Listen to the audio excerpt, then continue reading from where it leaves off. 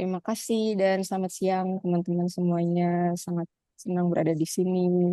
Kami Ikrana Ramadhani dan Wilda Yanti Salam dari Memo Dapur, sebuah inisiatif yang meneliti kehidupan sehari-hari dengan menjadikan dapur sebagai pintu masuk. Dan pada 2025 kemarin, Memo Dapur menginisiasi sebuah program bernama Kelompok Belajar Memo Dapur atau KBM, yaitu ruang belajar yang menjadikan makanan sebagai lensa dan metode untuk mengenal lebih dekat beragam topik seperti pangan, identitas, budaya, kota, dan juga orang muda. Nah, presentasi kami hari ini Maleke Dapureng, memaknai dapur sebagai ruang kerapuhan, solidaritas sehari-hari, dan pengetahuan feminis bagi perempuan muda perantau di Makassar adalah temuan dari program KBM tersebut. Boleh dibantu selanjutnya, Kak? Nah, setiap tahun perempuan muda dari kota dan kabupaten pesisir atau pegunungan di Sulawesi Selatan dan Sulawesi Barat itu merantau ke Makassar, seringnya karena pertama untuk melanjutkan ke pendidikan tinggi, lalu mungkin yang kedua adalah mencari peluang-peluang untuk kerja di sektor formal. Nah, di kampung, meskipun pekerjaan utama warga adalah petani, nelayan, dan wirausaha, tetapi justru kami anak-anak itu diminta untuk sebisa mungkin tidak menjadi petani atau nelayan. Maka sejak kecil keluarga mendorong anak-anak untuk meninggalkan tanah, meninggalkan kebun, meninggalkan pesisir pantai supaya kita tidak bernasib sama dengan orang tua yang bekerja di sektor informal. Nah, foto yang ada di slide ini adalah saya dan Wilda waktu kami kecil. Kami tumbuh di kampung, makan ikan dari laut dan empang, makan sagu, makan buah-buahan saat musimnya. Tapi kemudian kami tidak tumbuh dengan pemahaman bahwa tanah adalah salah satu bagian dari identitas kami. Tanah dan laut kami pahami sebatas lahan kerja informal yang dilakukan oleh orang tua kami, yang kemudian pelan-pelan kami tinggalkan karena dianggap tidak lagi menjanjikan begitu. Maka kota dengan akses pendidikannya dianggap mampu memberikan pilihan dan apa yang dianggap sebagai konsep sukses seperti itu dalam tanda kutip. Nah, yang kami temukan justru migrasi ini memicu gegar budaya dan fisik yang menubuh dan bagi kami yang paling terasa adalah lewat makanan. Dari yang kami terbiasa makan ikan setiap hari, kemudian tiba di kota kami menemui ikan yang sudah dipotong kecil-kecil dan kami justru tidak tahu dari mana asalnya. Waktu di kampung kemarin kami tahu kalau oh ini dari nelayan teman-temannya orang tua kami yang datang habis melaut. Kemudian pas di kota kita kehilangan itu gitu. Boleh dibantu lagi next Kak.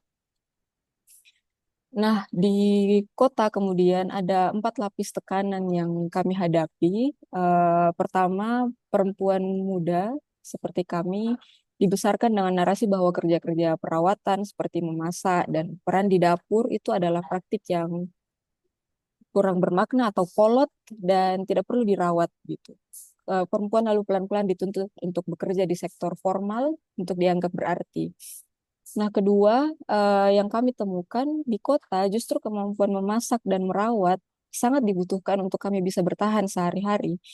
Kami yang sebelumnya hidup terikat dengan keluarga, setiap hari ada makanan di meja makan, tiba-tiba harus hidup sendiri dan mengurus semuanya sendiri di kota.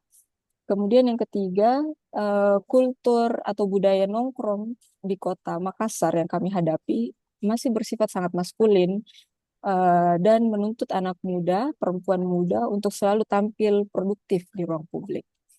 Lalu selanjutnya yang kami rasakan juga adalah ada perbedaan bahasa, dialek, dan konteks antara perempuan yang merantau dari berbagai daerah dengan perempuan muda yang lahir di kota. Jadi mungkin kita tahu di Indonesia ada begitu banyak bahasa dan dialek dan juga di Sulawesi Selatan juga terjadi seperti itu. Ada begitu banyak bahasa dan dialek yang em, agak agak menjadi tantangan saat kita kita pergi ke kota dari kampung.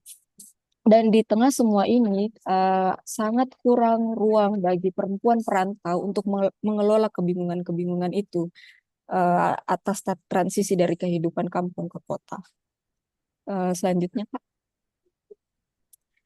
Nah, dari situasi tersebut, pertanyaan yang ingin kami ajukan adalah bagaimana bagaimana mengupayakan atau bagaimana kita bisa memaknai dapur sebagai bentuk nyata dari perlawanan feminis. Argumen kami, dapur menjadi perlawanan feminis ketika ia bisa lebih dulu menjadi ruang aman untuk rapuh bagi teman-teman perempuan muda perantau, lalu dimaknai kembali sebagai ruang produksi pengetahuan, di mana pengalaman keseharian, pengalaman tubuh perempuan muda divalidasi secara kolektif oleh sesama perempuan muda perantau juga. Dan yang perlu kami tegaskan di sini adalah dapur lebih dulu harus menjadi ruang aman, baru dia bisa menjadi tempat untuk memproduksi pengetahuan.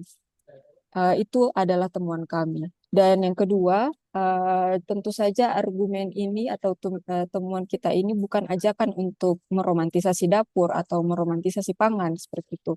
Tetapi yang ingin kami diskusikan adalah kita menginterogasi atau mempertanyakan siapa yang menentukan apa yang terjadi di dapur.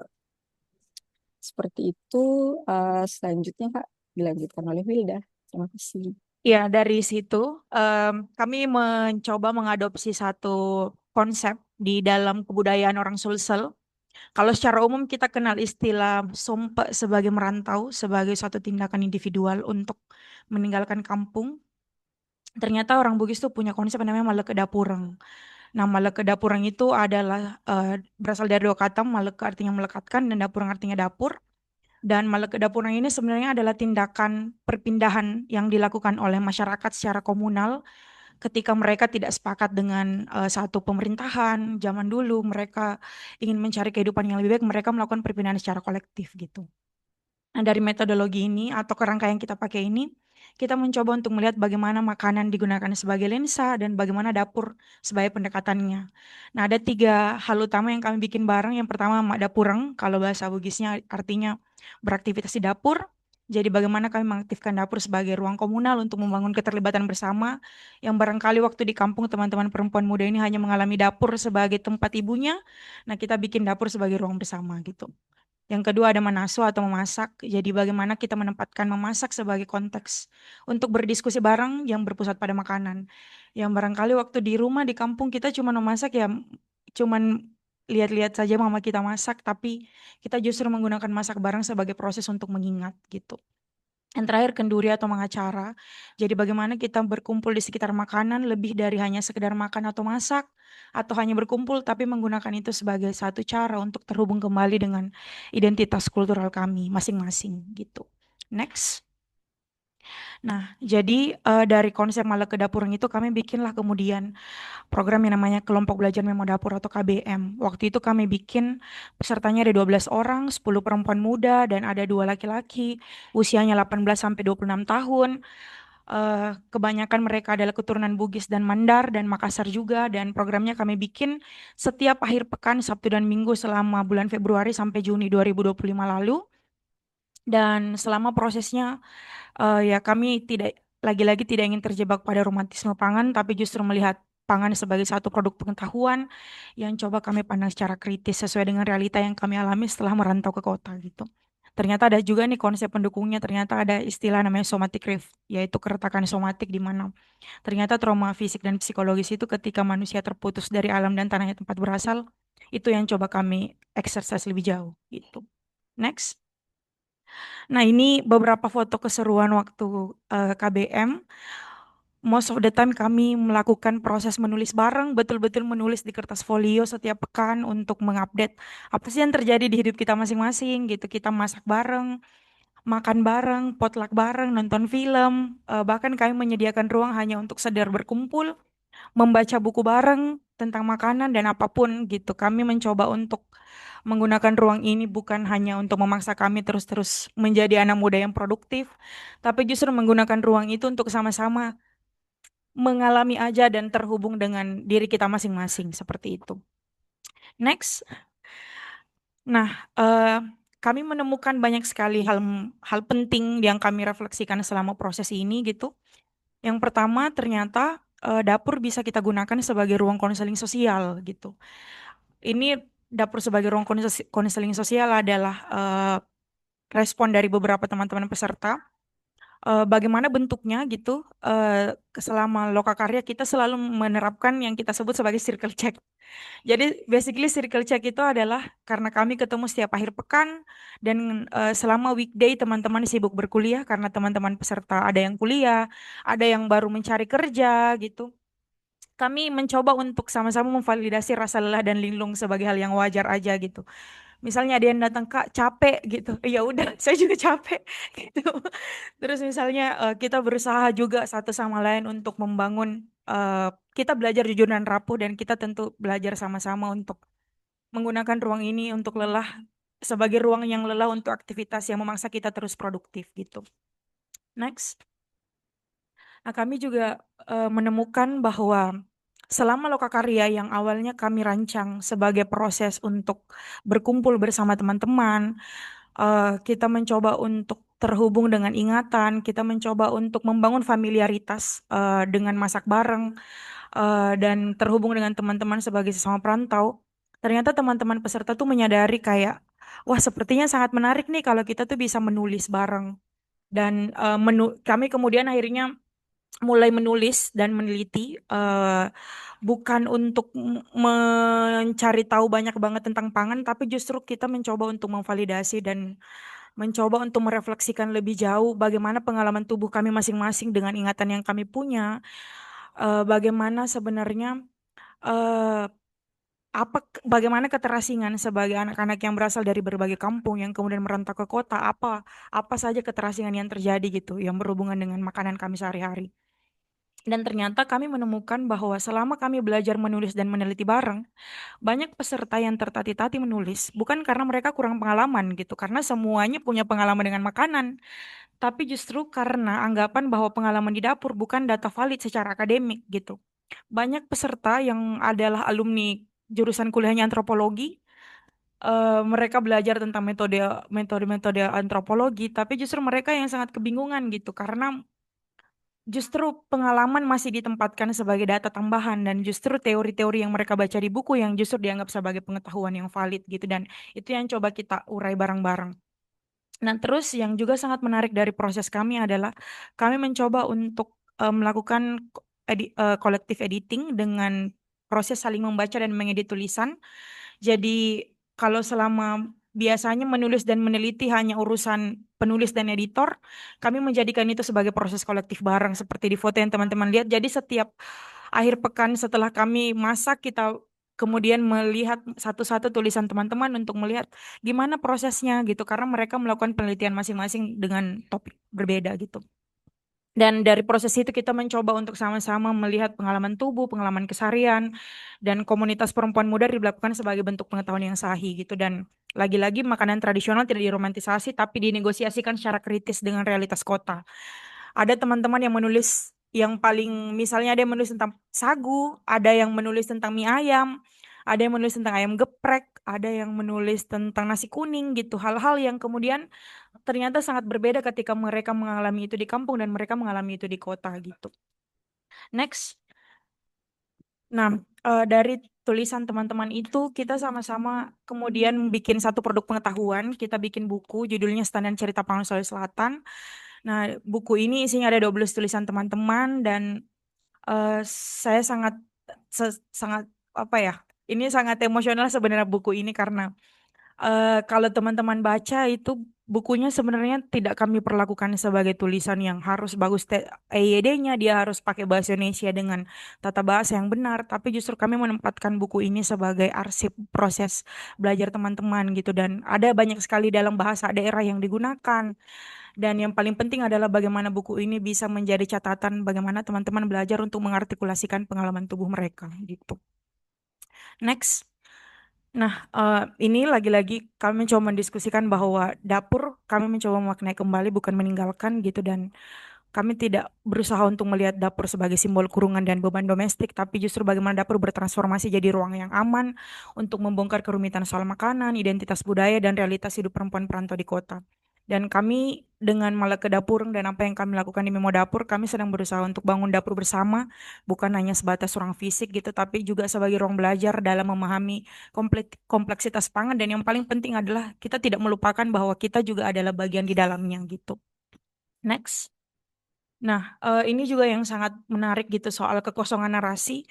Di Indonesia sekarang sangat berkembang isu tentang pangan, bagaimana kita membicarakan tentang transformasi pangan gitu. Tapi sangat sulit untuk menemukan, apalagi di konteks Sulsel, buku-buku yang membicarakan tentang budaya, membicarakan tentang pangan, tapi dari perspektif orang muda.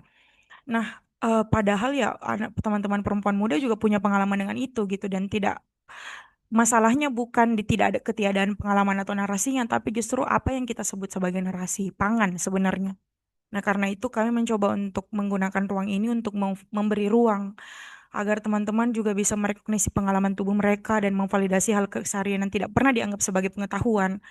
Dan kita mengerti pengetahuan sehari-hari itu sebelum semuanya lebih sirna lagi karena krisis ekologi dan politik gitu. Next. Dan ini lagi-lagi posisi kami di sini, saya dan Ikrana sebagai fasilitatornya, teman-teman peserta 12 penulis lah yang punya pengalaman itu, dan semua pengalaman itu adalah milik mereka, sehingga cara kami untuk bisa terhubung dengan pengalaman itu adalah memposisikan proses collective editing sebagai cara kami untuk menghargai pengalaman mereka dan terus bisa menempatkan teman-teman perempuan muda ini, mereka lah yang pemilik pengetahuannya. Mereka bukan objek yang perlu diselamatkan, tapi mereka lah yang harus berperan secara penuh terhadap pengalaman mereka, dan mereka lah subjek dari pengetahuan itu gitu. Next, Ikrana. Sudah kayak lempar-lempar mic. Sebelum kita masuk ke kesimpulan, yang bisa kami simpulkan sampai hari ini berdasarkan program KBM yang terjadi di tahun lalu adalah yang pertama bahwa tubuh sebagai sumber pengetahuan dan tubuh sebagai cara mengetahui. Di sini juga kami perlu menegaskan satu hal, bahwa memasak, makan bersama, mengobrol di dapur, dan menulis adalah satu kesatuan yang utuh begitu, dan kami tidak memposisikan ini sebagai dua tahap yang terpisah. Misalnya seperti di mana yang memasak, makan bersama, dan ngobrol di dapur itu adalah persiapan, terus menulisnya adalah produksi pengetahuannya, tetapi semuanya adalah proses tubuh dan semuanya adalah proses belajar. Madapurang, Manasu, dan Mangacara itu bukan semacam pemanasan sebelum riset riset dimulai, tetapi disitulah pengetahuannya muncul. Seperti misalnya saat peserta mencium aroma masakan yang mengingatkan mereka bahwa oh ibuku waktu di kampung dulu setiap pagi bikin buroncong, begitu harum sekali bau kelapanya. Nah, ketika mereka bercerita sambil makan tentang perubahan cara makan sejak merantau, itu adalah proses mengetahui, bukan bukan persiapan untuk mengetahui di apa yang selama ini kita kita kenali sebagai riset begitu.